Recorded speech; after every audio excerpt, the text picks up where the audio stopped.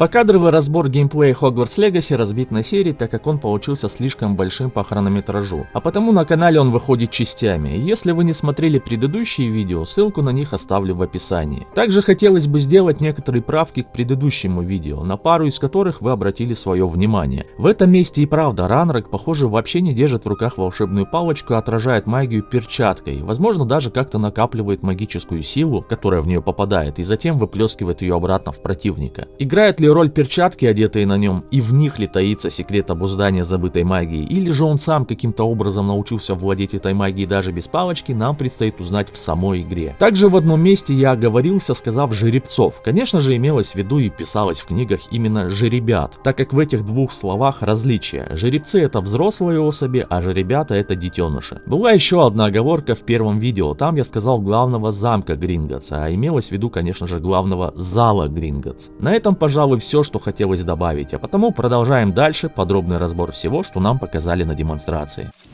Тут диалог лидеров вражеского союза, темного мага и предводителя восстания. Какая-то сюжетная сцена, где главный герой подслушивает их разговор, из которого можно выяснить, что гоблин удивлен способностями нашего героя. И как же все-таки круто выглядит Ранрак. Эта сцена сильно напомнила мне эпизод из фильма, когда Гарри отправился с Дамблдором в пещеру за Крестражем. И это, очевидно, тоже одна из сюжетных миссий. И тут нам демонстрируется касцена восстановления пути при помощи магии. Выглядит довольно зрелищно. А вот чайкам, по-моему, вообще по барабану. Дальше снова тот самый эффектный момент столкновения магии. Сцена, отсылающая нас к финальной битве Гарри и Волан-де-Морта во дворе Хогвартса. Но тут это не выглядит так же эпично, как там, а скорее смотрится как дешевенький фан-сервис из мобильной игрушки. Уж извините меня, но говорю как сам чувствую. Не ощущается тот самый пафос и мощь магии. Плюс, когда подобный эффект происходит слишком часто, он теряет свое очарование. Битва с троллем на фоне пристани и огромного входа в подземную шахту. Похоже, этот тролль тут в качестве охранника. Контурная подсветка противника мне не особо нравится. Враги сразу становятся похожими на нарисованные объекты поверх окружения. Больше нравится, когда метка таргета в виде небольшой точки на теле. Хорошо, если бы в настройках дали выбор выделения при захвате противников. Тут же нам обещают, что у разных врагов будут свои уникальные защитные и наступательные способности. Этот тролль, очевидно, как и остальные тролли, тупой и просто машет без разбора своей дубиной и пытается снести врага с разбега. Какие-то враги носят длинные мантии и маски и похожи больше на традиционных волшебников, другие в классических английских магловских нарядах.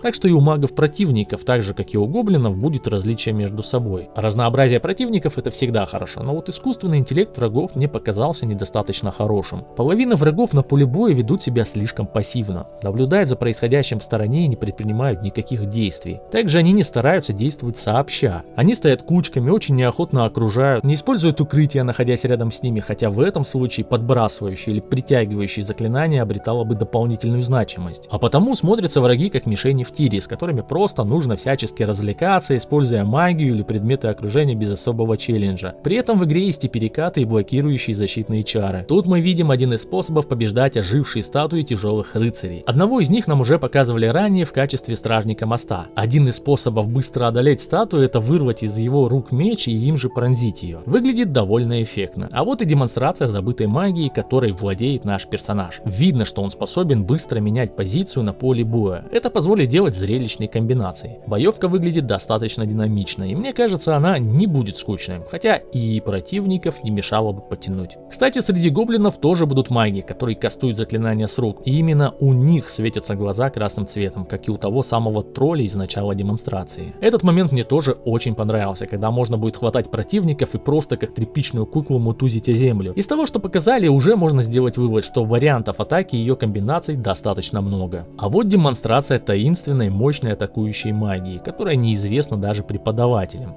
Видно вызов натуральной молнии с небес, которая испепеляет противника в один миг. А тут особое огненное заклинание, которое помимо атаки выбранной цели создает еще и кольцо огня вокруг заклинателя, сжигая всех приближающихся врагов. В зимнее время года локации выглядят особенно круто. Падающие снежинки еще больше оживляют общую картину происходящего. Также во время демонстрации боя можно увидеть, как разрушаются некоторые объекты окружения, помимо тех, которые мы можем бросать в наших врагов. Тут видно, как ударная волна от магии заваливает стоящее дерево. И вновь нас возвращают в уютный Хогвартс. Очередная кат-сцена, в которой в дуэли героя чуть не придавил падающий громадный череп, в который срикошетило заклинание. На этом черепе не зря сделали акцент, так как это также отсылка к фильмам, его можно было видеть в некоторых сценах. Уютное место у камина с вниманием к деталям. Надеюсь, мне позволят просто сесть в это кресло и уснуть под треск горящих дров, не выключая игру, чтобы, проснувшись, сразу же продолжить свои приключения. Именно в таком режиме я намерен проходить игру, когда она выйдет, от пробуждения до самого сна. А вот тут можем увидеть категории талантов и навыки на прокачку. Из тех, на которых останавливается курсор, появляется подсказка. Можно увидеть прокачку «Выручай комнаты», которая является нашим хабом, способности скрытности для прокачки стелса, основные способности, которые позволят повысить нашу общую эффективность, а оставшиеся два раздела, на которые не наводился курсор, как мне кажется, отвечают за прокачку магии, облегчающую исследование мира, и может быть что-то связанное с темной запрещенной магией, которой всего 7. Похоже, среди них и непростительные заклятия. Обложка этого раздела выглядит довольно мрачно, и уже есть подтверждение того, что мы можем стать темным волшебником. В этом же меню можно заметить и все основные разделы. Настройки игры, задания, письма, принесенные совами. Кто-то нам будет писать, и это круто. Далее идут карта, испытания, коллекции. Но эти два раздела для тех, кто хочет вовлекаться в игру по максимуму. И одним из таких буду я сам. Тут нам как раз показывают одну из таких находок коллекционного предмета. Кстати, в этой сцене видно, что герой, похоже, использует заклинание обнаружения невидимых объектов Ревелио. Видно, как магия обесвечивает все окружение и подсвечивает даже через стены какие-то интересные объекты, с которыми можно взаимодействовать. Но вернемся в меню. Тут у нас остались следующие разделы: таланты, инвентарь и персонаж. Стандартный набор разделов практически любой игры в жанре экшен RPG с открытым миром. Думаю, с этим все и так понятно. В этой сцене можно увидеть скрытное прохождение. Мы можем накинуть мантию невидимости и, подкравшись к врагу со спины, наложить на него парализующее заклятие Petrificus Totalus. При этом невидимость героя сохраняется. Может быть, это свойство как раз можно будет прокачивать, и от него будет зависеть, как долго мы сможем быть под мантией или сколько подряд заклинаний совершить до обнаружения. Так как наш герой остается незаметным даже после использования огненного атакующего заклинания, все-таки мы будем использовать не уникальную мантию, как у Гарри с бесконечной невидимостью, а скорее всего обычный плащ с наложенными на него маскирующими чарами, которые со временем выдыхаются, но если размышлять логически в соответствии с каноном. Прокачивать можно будет не только магию, но и силу растений и зелий. Это позволит каждому игроку выработать собственный стиль прохождения. Мне это очень сильно нравится, так как постоянные прямые столкновения могут и утомить, и я бы хотел комбинировать прямые стычки и скрытные зачистки групп противников, в зависимости от ситуации. И тут сразу можно заметить второстепенные сундуки в помещении, которые наверняка можно будет улутать. А вот и открытие главного финального сундука с каким-то неуместным свечением, которое мне крайне не нравится. Дизайн типичной мобильной игры с лотбоксами. Повеяло условно бесплатными донатными игрушками из Google Store. Прям фу, в этом месте не зачет. Сбор каких-то редких грибов, которые возможно пригодятся для зелий или прямого их использования. Не могу определить их название по внешнему виду. Если узнали, пишите в комментариях. А на таком станке можно будет прокачивать свое снаряжение, менять внешний вид, а также изменять особые черты персонажа. Подробностей не показали, но кастомизация внешнего вида влияет не только на визуальный облик, но и позволяет повышать характеристики героя. Тут нам демонстрирует создание собственных зелий. И мне кажется, что в игре будут какие-то рецепты, а варка будет представлять собой некую мини-игру, например, добавление реагентов в особой последовательности и особом количестве. Если мы что-то из этого нарушим, зелье может быть испорченным. Это мои догадки, но по крайней мере выглядит на этой демонстрации похожим на это. И вот как выглядит все со стороны, когда зелье начинает вариться. Подпрыгивающие разноцветные котелки, рядом с которыми таймеры ожидания. Но собственно от издателя, который до этого специализировался лишь на мобильных играх, ожидать другого дизайна было опрометчиво. И хотя разработчики официально подтвердили, что в игре не будет микротранзакций, я тут же вижу некий замысел и потенциал. Мы сделаем механику, при которой будет утомительное ожидание, и игроки сами начнут просить о донатных ускорителях времени. Но сами же не планировали изначально вводить их в игру. Признаюсь, эти кадры с цветастыми котелками, с таймерами ожидания самый неприятный для меня момент демонстрации геймплея. В очередной раз как будто с головой окунули в условно бесплатную мобильную игру.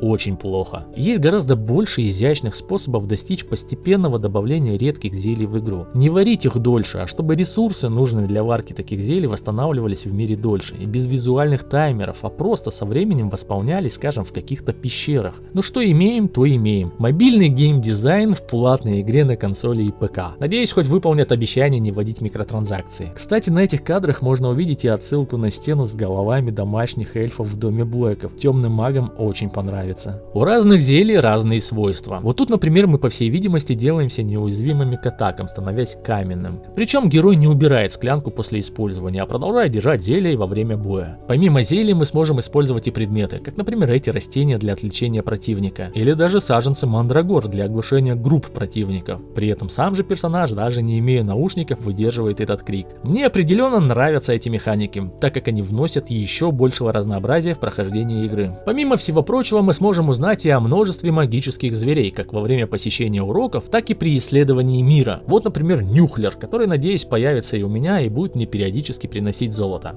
Главное, чтобы не золото лепреконов. Что это за звери, я не знаю, либо не могу вспомнить. В этой сцене они выглядят относительно мирными, хотя бой с таким зверем нам показывали в раннем трейлере. Тут мы и вовсе чешем брюхо этому зверю, а ему это очень нравится. Ну и куда же без полетов на метле? Я вот точно не собираюсь пользоваться быстрыми перемещениями. Как по мне, это будет просто преступление. Хотя трансгрессия вне территории Хогвартса вписывается в канон этого мира. И если нужно будет переместиться слишком далеко, можно будет и трансгрессировать. Но в любом случае, метла мой выбор. Остается вопрос в том, как будут ощущаться полеты на метле и насколько приятно будет управление. Надеюсь, можно будет дополнительно прокачивать навык обращения с метлой, открывая маневры и более быстрое ускорение, а также приобретать новые модели и новинки метел. С высоты можно видеть вдалеке различные точки интереса, как, например, тут какие-то развалины, а там светящиеся кристаллы или что-то вроде этого. Красивые виды. И еще нужно учитывать, что в разное время года все будет выглядеть по-разному. А тут демонстрируется, как будут выглядеть рандомные реплики, которые мы будем слышать, проходя мимо других студентов.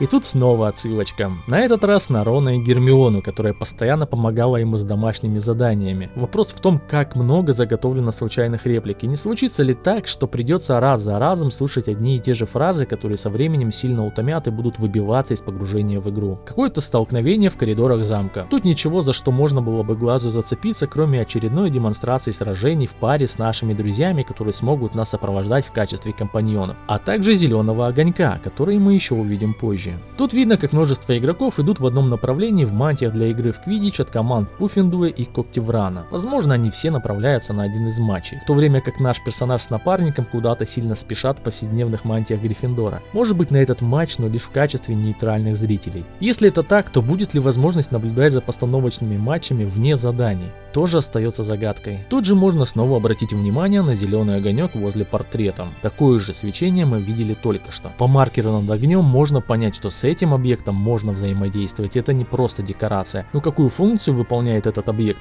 трудно судить. Тут я предлагаю сделать паузу и продолжить покадровый разбор уже в следующем видео. А потому обязательно подписывайтесь на канал тут и в Телеграме, ставьте лайк этому видео и делитесь им с друзьями. С недавнего времени YouTube полностью отрубил меня от монетизации. Вся работа сейчас держится на чистом энтузиазме. Потому если хочется поддержать меня, то добро пожаловать на мой Бусти. Ссылку оставлю в описании. За поддержку я вам скажу огромное спасибо. Ну а с вами был Дэнни Марс и до новых встреч.